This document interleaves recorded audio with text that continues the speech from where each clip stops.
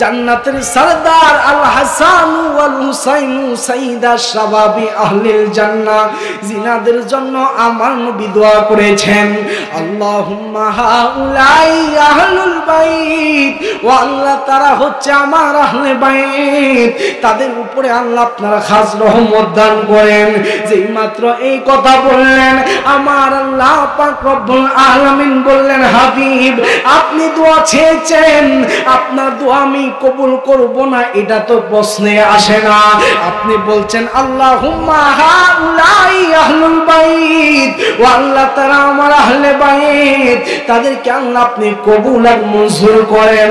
আল্লাহ কয়, হাবিব আমি মঞ্জুর কইরা নিলাম, আমি কবুল কইরা নিলাম, আর আপনি শুইনা নেন, যারা আহলে বায়াত জান্নাতের সরদার, যারা ইমাম হাসান এবং হুসাইনকে মহব্বত করবে, তারা যেন আপনার নবীকে মহব্বত করে ফেলে, যারা আপনাকে মহব্বত করবে তারা যেন আমার আল্লাহকে মহব্বত করলো, আর আমি আল্লাহকে যারা মহব্বত করলো তাদের জন্য জান্নাত ওয়াকফ হয়ে গেল। জিনাদের জবান আছে, জবানটুকু ছেড়ে দিয়ে উচ্চ কণ্ঠে আওয়াজ দিয়ে বলা যাবে কি আল্লাহু আকবার। তাহলে ইমাম হুসাইনকে ভালোবাসলে জান্নাত পাওয়া যাবে। আব্দুল্লাহ শরীফের মধ্যে আমার আল্লাহ ইরশাদ করেন, কুল্লা আসআলুকুম আলাইহি আজরান ইল্লাল মাওয়াদ্দাতা ফিল কুরবা। হে রাসূল আপনি আপনার উম্মতদেরকে জানাইয়া দেন। তখন আমার নবী বলে, কুল্লা আসআলুকুম আলাইহি আজরান ইল্লাল মাওয়াদ্দাতা ফিল কুরবা।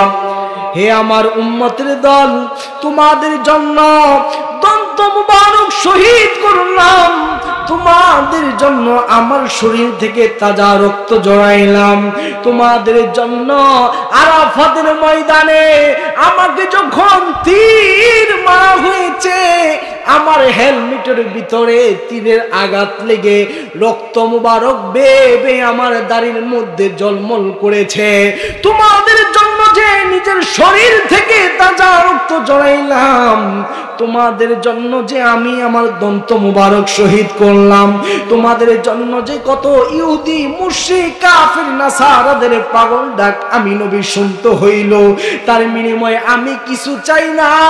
যেই মাত্র এই কথা বললেন, সাহাবায়ে কেরাম ডাক দিয়া কয়, ইয়া রাসূলুল্লাহ নবী আপনি যদি কিছু না চান তাহলে আপনি কি চান আমাদেরকে জানাইয়া দেন। যখন আমার নবী বলছে, আমি যে তোমাদের দিনের জন্য ইসলামের জন্য দন্ত মুবারক শহীদ করলাম, তার বিনিময়ে আমি কিছু চাই না, আমি চাই আল হাসান ওয়াল হুসাইন সাইয়্যিদা শাবাবি আহলিল জান্নাহ, জান্নাতের সরদার হচ্ছে আমার নাতি ইমাম হাসান এবং হুসাইন। আমি চাই আমার আহলে বায়তের সদস্য আমার নাতি ইমাম হাসান এবং হুসাইনের আহলে বায়তকে তোমরা মহব্বত করে। বলেন না সুবহানাল্লাহ, আওয়াজ বলেন না সুবহানাল্লাহ। আমার নবী আরো বলেন, যারা আহলে বায়াতকে মহব্বত করবে, যারা আহলে বায়াতকে ভালোবাসবে, প্রেম ভালোবাসা অন্তরে লালন করবে, তারা অনেকটা নূহ নবীর কিস্তির মতো হয়ে যাবে। নূহ নবীর জামানায় নূহ নবী যখন কোরআনের দাওয়াত দিতেন, নূহ নবী যখন ইসলামের দাওয়াত দিতেন, তখন তিনার উম্মতরা তিনাকে পাগল বলতেন, তিনার উম্মতরা তিনার উপরে আক্রমণ করতেন ইসলামের দাওয়াত, আল্লাহর দ্বীনের দাওয়াত দেওয়ার কারণে। তখন ওই মাত্র নূহ নবী আল্লাহর কাছে ফরিয়াদ করেন, আল্লাহ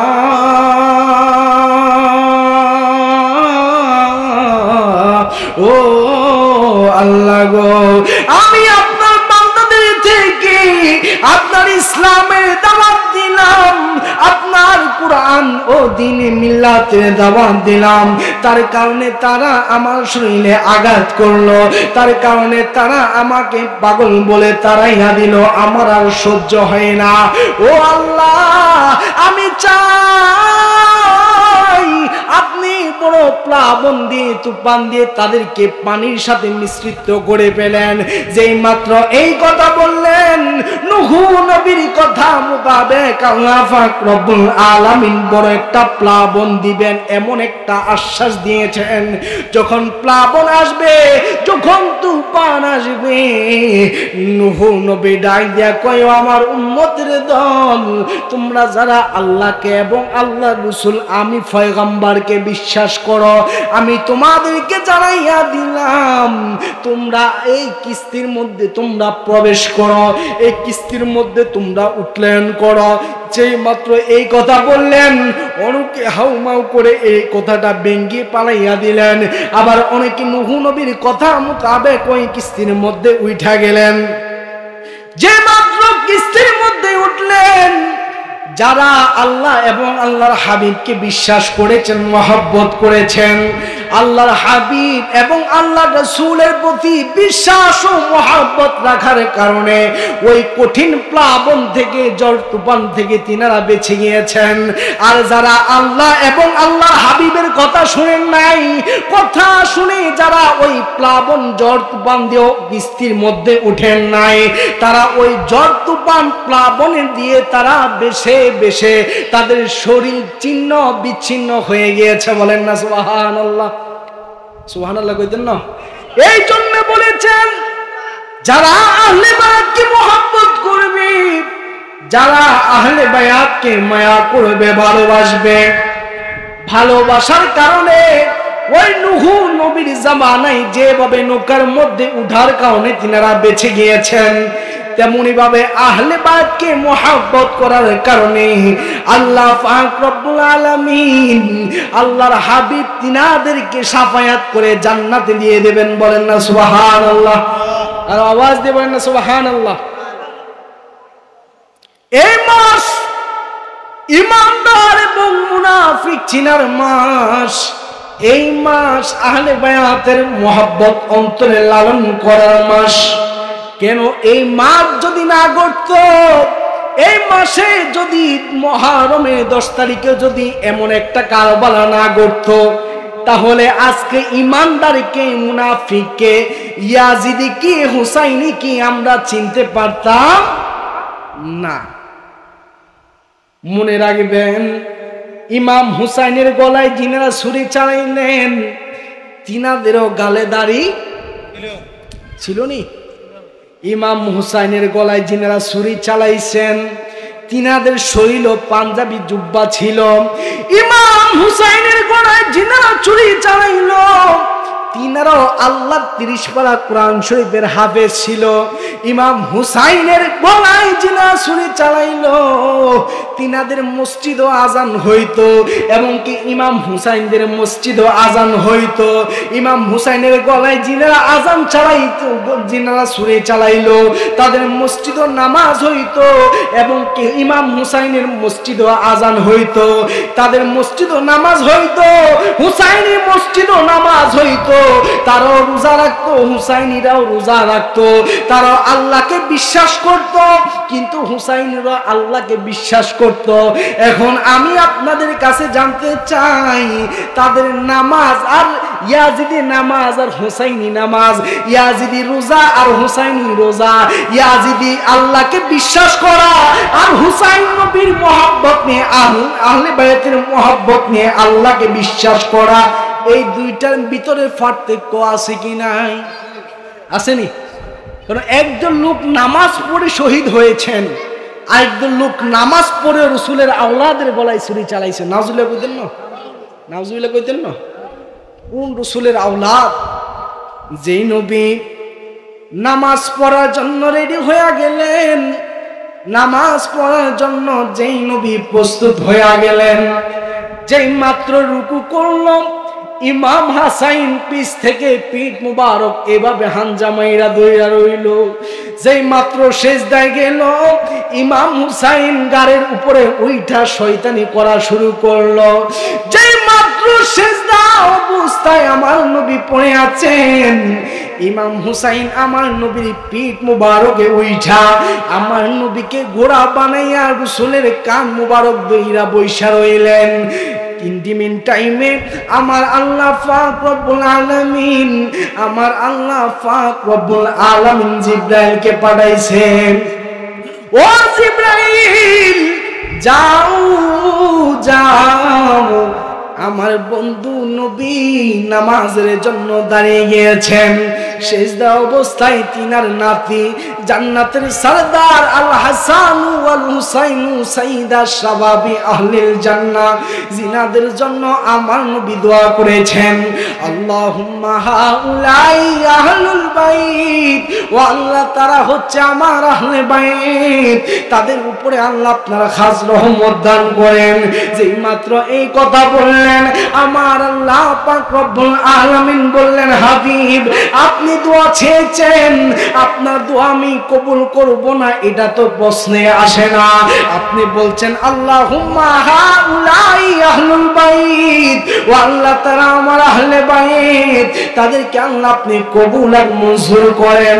আল্লাহ কয়, হাবিব আমি মঞ্জুর কইরা নিলাম, আমি কবুল কইরা নিলাম, আর আপনি শুইনা নেন, যারা আহলে বায়াত জান্নাতের সরদার, যারা ইমাম হাসাইন এবং হুসাইনকে মহব্বত করবে, তারা যেন আপনার নবীকে মহব্বত করে ফেলে, যারা আপনাকে মহব্বত করবে তারা যেন আমার আল্লাহকে মহব্বত করলো, আর আমি আল্লাহকে যারা মহব্বত করলো তাদের জন্য জান্নাত ওয়াকফ হয়ে গেল। জিনাদের জবান আছে, জবানটুকু ছেড়ে দিয়ে উচ্চ কণ্ঠে আওয়াজ দিয়ে বলা যাবে কি আল্লাহু আকবার। তাহলে ইমাম হুসাইনকে ভালোবাসলে জান্নাত পাওয়া যাবে, আওয়াজ দেবেন ঠিক না? যে ইমাম হুসাইনকে ভালোবাসলে মহব্বত করলে জান্নাত পাওয়া যায়, আল্লাহর নিকট অর্জন করা যায়, ওই নবীর আওলাদ ইমাম হাসাইন এবং হুসাইনকে আমরা মহব্বত করতে চাই তো ইনশাআল্লাহ, চাই তো ইনশাআল্লাহ। আল্লাহ আমাদের সকলকে বুঝার তৌফিক দিক, সকলে পড়ে আমিন। যেমন এভাবে আমার আল্লাহ পাক রব্বুল আলামিন বলেছেন, তোমরা যদি আমার নিকট অর্জন করতে চাও, তোমরা আমার আহলে বায়াতকে ভালোবাসো, তোমরা যদি আমাকে মহব্বত করতে চাও, তোমরা আমার নবীকে মহব্বত করো, নবীকে ভালোবাসো। যেখানে আমার আল্লাহ বলছে তোমরা আমার আহলে বায়াতকে ভালোবাসো, যে আহলে বায়াতের কথা স্বয়ং আমার আল্লাহ পাক রব্বুল আলামিন বলেছে, যে আহলে বায়াতের কথা স্বয়ং আমার নবী বলেছে, ওই আহলে বায়াতের গলায় ছুরি চালাইছে কিছু নামদারি মুসলমান, ওই মুসলমান কিন্তু এখনো আমাদের মাঝে আছে। যেমন এভাবে দেখবেন অনেক হুজুর আছে, মাথায় টুপি আছে, গালে দাড়ি আছে, শরীরে জুব্বা আছে, হাতে মেসওয়াক আছে, ডিলা আছে, কুলুক আছে, 5 ওয়াক্ত নামাজ আছে, কিন্তু দেখবেন যে ইয়াজিদ হুসাইনের গলায় ছুরি চালাইলো, যে ইয়াজিদ হচ্ছে লানাতুল্লাহিল কাযিবিন, যে ইয়াজিদ হচ্ছে আল্লাহর লানত একজন আসামি, ওই ইয়াজিদকে ইয়াজিদ রাহমাতুল্লাহ আলাইহি বলতে তারা দ্বিধাবোধ করে না, বলেন না নাউজুবিল্লাহ। যে ইয়াজিদ ছুরি চালাইলো ওই ইয়াজিদকে কি বলে? রহমাতুল্লাহ আলাইহি, নাউজুবিল্লাহ নাউজুবিল্লাহ। তাহলে বোঝা যায় বাংলার জমিনে এখনো ইয়াজিদি মুসলমান আছে। অতএব আমরা সর্বোপরি সর্বশেষ আহলে বায়তের মহব্বত আমাদের প্রয়োজন, কেননা আহলে বায়তের কথা দুনিয়ার কেউ বলে নাই, মহব্বত করার কথা একজন বলেছেন, তিনি কে? আল্লাহ বলেছেন। আরেকটা ঘটনা হচ্ছে কি, যখন ইমামে আলী মাকাম ইমাম হুসাইন রাদিয়াল্লাহু তাআলা আনহু একদিন আমার নবীর ডান পাশের হাঁটু মোবারকের উপরে বসে আছেন, অপর দিকে আমার রাসূলের একজন সন্তান ছিল, ওই সন্তানকে আল্লাহ পাক রব্বুল আলামিন উঠিয়ে নিয়েছেন। ওই সন্তান এক পাশে, আরেক পাশে হচ্ছে ইমাম হাসাইন। ইন্টিমেট টাইমে আল্লাহ পাক রব্বুল আলামিন আমার নবীর কাছে জিবরাইলকে পাঠাইলেন। সুবহানাল্লাহ, জিবরাইলকে আমার নবীর কাছে পাঠাইলেন। যে মাত্র পাঠাইলেন, জিবরাইল ডাক দিয়া কয়, ইয়া রাসূলুল্লাহ, নবী, ও মায়ার নবী গো, আমাকে আল্লাহ পাঠিয়েছেন। কেন পাঠিয়েছেন? আমাকে আল্লাহ পাক রব্বুল আলামিন পাঠিয়েছেন আপনার দুই রান মুবারকের উপরে যে দুইজন বসে আছেন, ওই দুজনে কিন্তু আপনার প্রিয় মানুষ। একজন হচ্ছে আপনার মেয়ে মা ফাতেমার ঘরের একজন সন্তান, যিনি হচ্ছে জান্নাতের যুবকদের সরদার, আর অপর পাশে হচ্ছে আপনার রক্তে গড়া সন্তান, আপনার আপন সন্তান। আল্লাহ পাক রব্বুল আলামিন বলেছে, হাবিব আপনার দুই পাশে যে দুইজন আপনার আপন মানুষ বসা আছে, এক পাশে আপনার নাতি ইমাম হুসাইন, অপর পাশে আপনার সন্তান, এই দুজনের মধ্যে আপনি একজনকে বিদায় দিতে হবে। এক হলে আপনার সন্তানকে রাখতে হবে, আরেক হলে আপনার নাতিকে রাখতে হবে। আপনার নাতিকে যদি রাখেন, আপনার সন্তানকে আমি দুনিয়া থেকে নিয়ে যাব। আপনার সন্তানকে যদি রাখেন, আপনার নাতিকে আমি দুনিয়া থেকে নিয়ে যাব। যে মাত্র এই কথা বললেন, যদিও নিজের সন্তান মন খারাপ হওয়ার কথা, মন খারাপ হবে, কিন্তু আমার রাসূল নিজের সন্তানকে ছেড়ে দিলেন।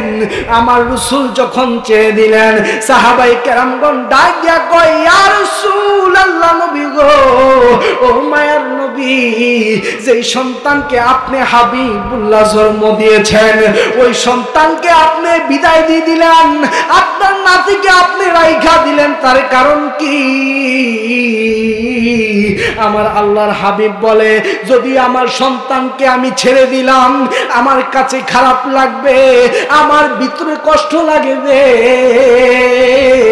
আর আমার যে মা ফাতেমা হচ্ছে আল ফাতেমাতু সাইয়্যিদাতুন নিসাই আহলিল জান্নাহ, যে মা ফাতেমা হচ্ছে জান্নাতের যুবতীদের সরদানি হবে, যে ফাতেমার কাছে জান্নাতের চাবি থাকবে, ওই মা ফাতেমা, আমি যদি তিনার সন্তান ইমাম হুসাইনকে বিদায় দিয়ে দেই, তাহলে আমার মা ফাতেমা কষ্ট পাবে।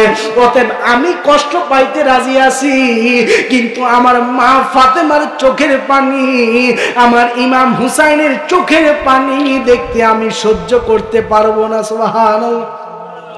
আপন সন্তান বিলিয়ে দিয়েছেন, কিন্তু ইমাম হুসাইনকে বিলাই দেন, ওই ইমাম হুসাইনের গলায় ছুরি চালিয়েছেন কিছু নামদারি মুসলমান।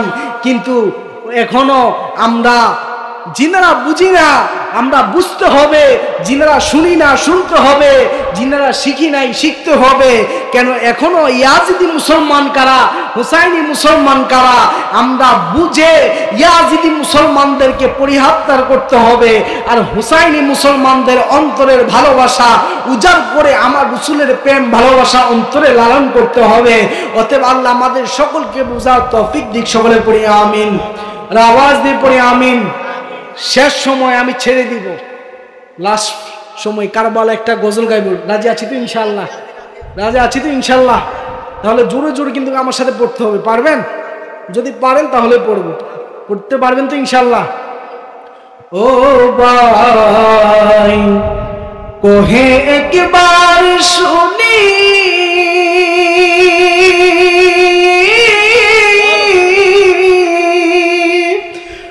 ওরে কে তোমারে খাওয়াইছে জহর, রাসূলে পরানি রে,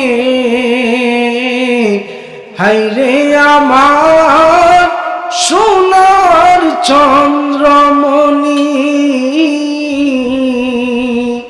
হায়রে আমার সোনার চন্দ্রমণি। ও ভাই কহে একবার শুনি,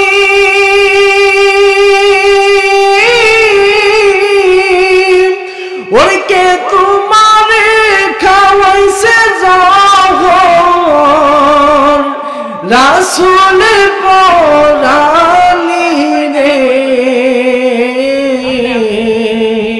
হায়রে আমার সোনার চন্দ্রমণি। জবান বন্ধ হয়। কষ্ট লাগতেছে আপনাদের?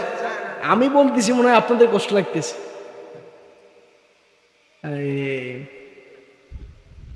ওরে ও গুণের ভাই কারবালায় নিল তোমাকে। হায়রে ও গুণের ভাই ভাই রে, কারবালায় নিল তোমাকে। এটু কি পারবেন না? পারবেন তো ইনশাল্লাহ? এটাই শেষ। হায়রে ও গুণের ভাই ভাই রে, কারবালায় নিল তোমাকে। সবাই ও গুণের ভাই ভাই রে, কারবালায় নিল তোমাকে। ওরে ইয়াজিদ দুশমনে তোমায় মারিল প্রধানে। হায়রে ও গুণের ভাই ভাই রে, কারবালায় নিল তোমাকে। সবাই ও গুণের ভাই ভাই রে, কারবালায় নিল তোমাকে।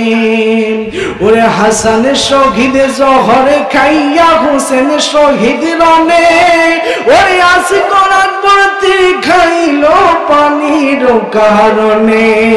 ওরে হাসান শহীদ জহর খাইয়া হোসেন শহীদ রনে, ওরে আশিকুর আকবর খাইল পানির কারণে। ওরে জয়নালকে বন্দী করিল ইয়াজিদ দুশমনে। ও গুণে ভাই ভাই রে, কারবালায় নিল তোমাকে। হায়রে ও গুণে ভাই ভাই রে, কারবালায় নিল তোমাকে। সবাই ও গুণের ভাই ভাই রে, কারবালায় নিল তোমাকে। ওরে দিবানিশি জরে পানি সকিনার কান্দনে, ওরে গাছের পাতা জোরে পড়ে সকিনার কান্দনে। ওরে গিয়েছিল পানের স্বামী